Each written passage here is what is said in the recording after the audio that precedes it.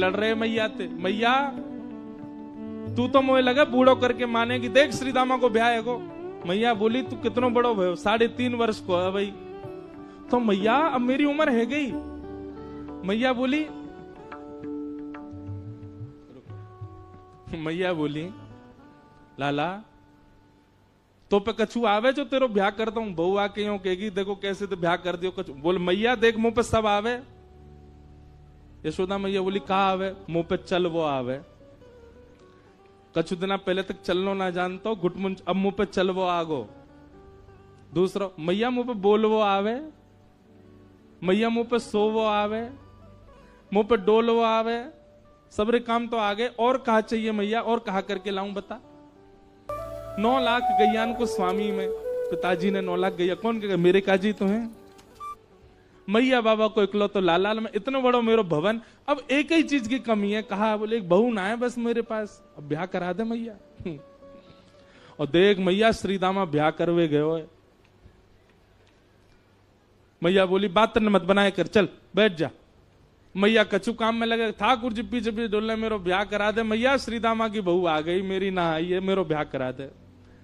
मैया ने जब नहीं सुनी तो ठाकुर जी रूठ के बोले मैया देख तू मेरो ब्याह करा दे, नहीं तो श्रीदामा की घर ले आऊंगा मैं, बहुआ की बहू ले आऊंगा। मैया ने ठाकुर जी डांट फटकार के भगाए दिए। ठाकुर जी को पता चली श्रीदामा की बहू आ गई है। ठाकुर जी कूदते फांदते पहुंच गए श्रीदामा के पास। ब्याह है गो? बोले हाँ। बहू कहाँ है? बोले भीतर बैठी है। बोले मुझे दिखा दे। अरे लाला तेरी भाभी है, तू देख ले। बोले भाभी ना है वो बहू है। बोले बहू तो लाला मेरी है। ठाकुर जी बोले मोह तो ऐसा लोगो करती, बहू सबन की होए करे। श्रीदामा बोले लाला तेरी बात ऐसी है, तेरी तो भाभी है वो। बोले अच्छा ठीक है मैं देखता हूं, नहीं देखूं तो सही बहू हो मैं कैसी है, मेरा ब्याह होगा तो पहले तो पता रहेगी। हाँ लाला मिल। ठाकुर जी जैसे ही पहुंचे माधवी को पहले ही जाके बता दे। बोले श्रीदामा के परम मित्र श्री कृष्ण आ रहे हैं मिलवे। ओहो कृष्ण को नाम सुनते ही मैंने तो मुंह ढक लिया अपना। बोले जो वही है, जाते मैया ने कही मुंह छुपा के रखना है। ठाकुर जी ने खूब अनुनय विनय किए, हाथ जोड़े पाम पूज लिए। बोले भाभी ने एक मुंह दिखाए दो। नहीं दिखाया।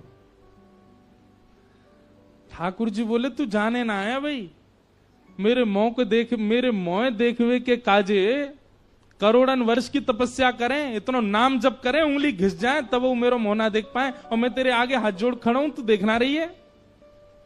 नमस्ते भाभी जी। माधवी कुछ नहीं बोली। ठाकुर जी बोले ठीक है जा रहा हूं, तड़पेगी मुंह को देखवे के काजे। चले गए। लेकिन माधवी को उसी समय से बेचैनी होने लगी जैसे ठाकुर जी गए ना। अब तो कहीं भी जाती है गोपियां चर्चा भी कृष्ण की करती हैं, बैठती है तो चर्चा श्री कृष्ण की होती है, सब गोपियां आपस में बात करती हैं। तो माधवी उनको समझाती है, अरे तुम कैसी कन्या हो, अपने पति के बारे में बात नहीं करती, वो उसके बारे में बात करती रहती हो। नंद जी को लाला ऐसा हो, नंद जी को लाला ऐसा हो। एक गोपी से यूं तक सुन ली माधवी ने कि वाकई उम्र अभी 3.5 वर्ष की है। तो माधवी बोली राम राम राम, शर्म नहीं आती, नेक सो बालक वाकु प्रियतम मानो तुम।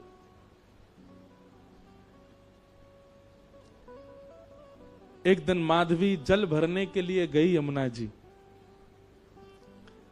और यमुना जी पर जल की गागर जैसे ही भरी, सब गोपी तो अपने अपनी जल ले ले करके वहां से चली गई। माधवी थोड़ी विलंब से पहुंची, अकेली जैसे जल की घागर भर के उठान लगी सो उठे नहीं, ऐसी भारी।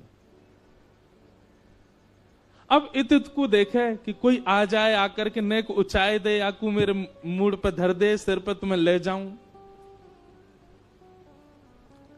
खूब प्रयास किया लेकिन कोई दिखो नहीं दूर दूर तक। तभी नंद नंदन बांकी अदा से चलते भय वहां पहुंच गए।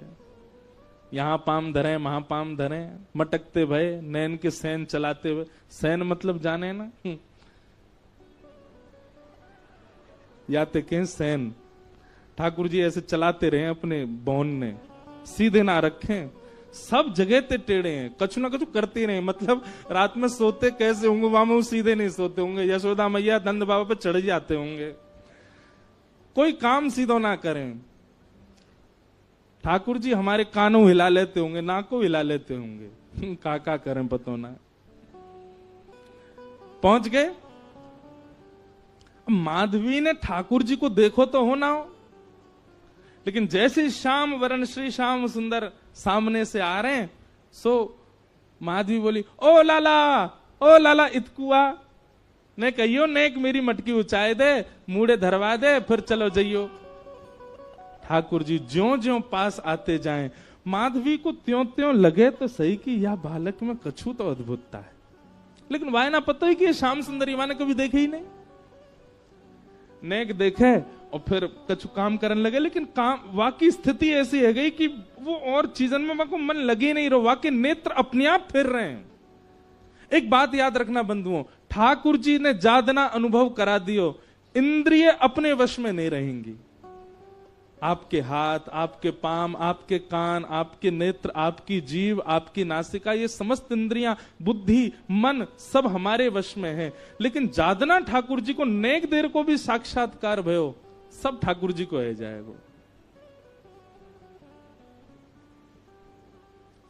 अब माधवी कर तो कार्य रही है, नेक नेक मटकी को ऊंचाई हुई की प्रयास कर रही है, लेकिन वहां के मन में बार बार यावे, नेक तो देखूं याकू, और फिर नजर घुमा के देखे और फिर खुद पे विचार करे, काई को देख रही हूं मैं, फिर अपना काम करने लगे, फिर काम कर, फिर नेक तो देखूं, फिर देखे और फिर देख करके फिर दोबारा अपने कार्य में, ऐसी स्थिति है गई। माधवी ने झटपट नेत्र बंद ही कर ली, बोले देखूंगी ही ना। पता ना क्यों इतना आकर्षण है रो। ठाकुर जी आ गए। माधवी नेत्र बंद करके, लाला नेक ऊंचाई दियो, मटकी ऊंचाई दे, उठवाए दे। ठाकुर जी बोले, मेरे छोटे छोटे से हाथ मैं कैसे उठवाऊंगा।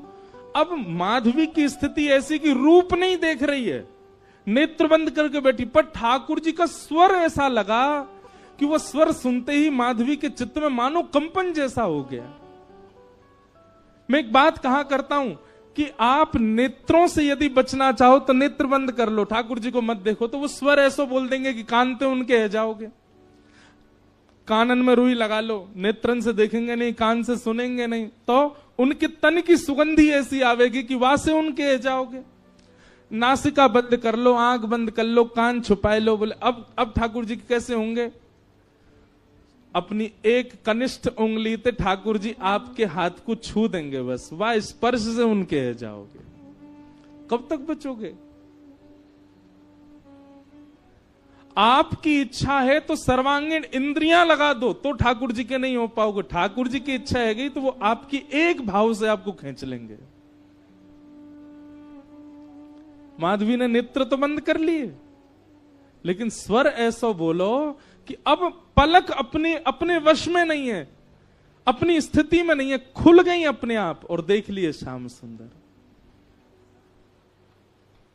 ऐसो मधुर मुस्कान, ऐसे नेत्र, ऐसी नासिका, आहा कहां कहे रूप की सीमा। लेकिन तुरंत माधवी बोले, हाँ लाला ऊंचाई दे।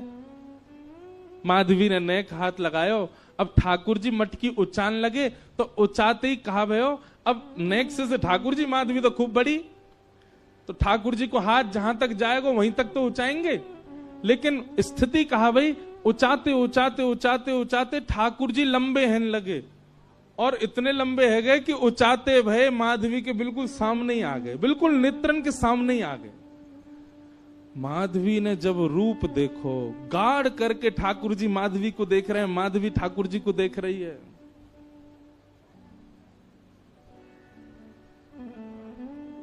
अब कहां ते ले जाएगी। अब स्थिति है का ले जावे की मटकी।